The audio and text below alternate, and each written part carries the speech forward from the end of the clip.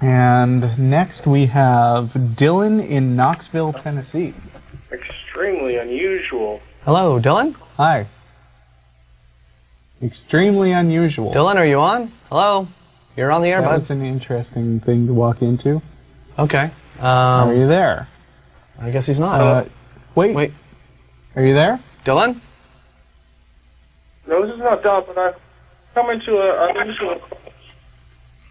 Okay, this caller isn't working. Sorry. Yeah, sorry. Yeah, he's something bad. Darn. Right. So much for one. I'd like to address that question anyway.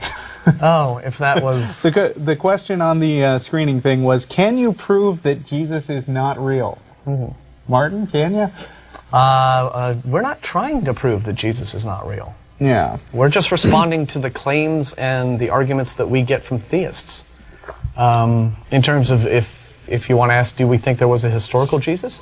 My answer is, there probably was, to some degree, an actual historical figure who might have inspired the gospel character. But whatever scant and minuscule evidence we have, does any of it go to prove any of the supernatural claims about that character that are made in the Gospels? No, we have nothing like that at all. So, yeah, may have been a real guy, but was he a divine being who became a zombie and did all? No. My answer that I've written about at length on the blog is there may have been a real guy named Jesus who was vaguely a jumping off point for the stories about Jesus who was written about in the Bible. I don't know whether there was or not. I think it's too far back in history for historians to really be sure, and there's not enough contemporary writings about it. But if there was a Jesus, I think he's as much the Jesus of the Bible as Larry David's friend Kramer was the real Kramer from Seinfeld.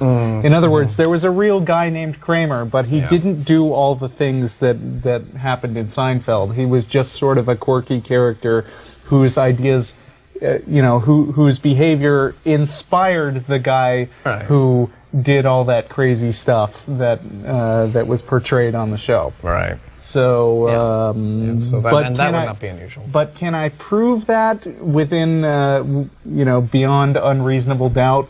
No. I mean, no, except to say that I don't think that any evidence indicates that somebody can curse a fig tree and make it die and turn, and feed people with one loaf and fish. And when you get right down to it, whether or not Jesus existed, I think, is not quite so relevant to us and to atheists in America as the fact that Christianity definitely does exist. And so we have to deal with that in our day-to-day lives. So, that's more relevant.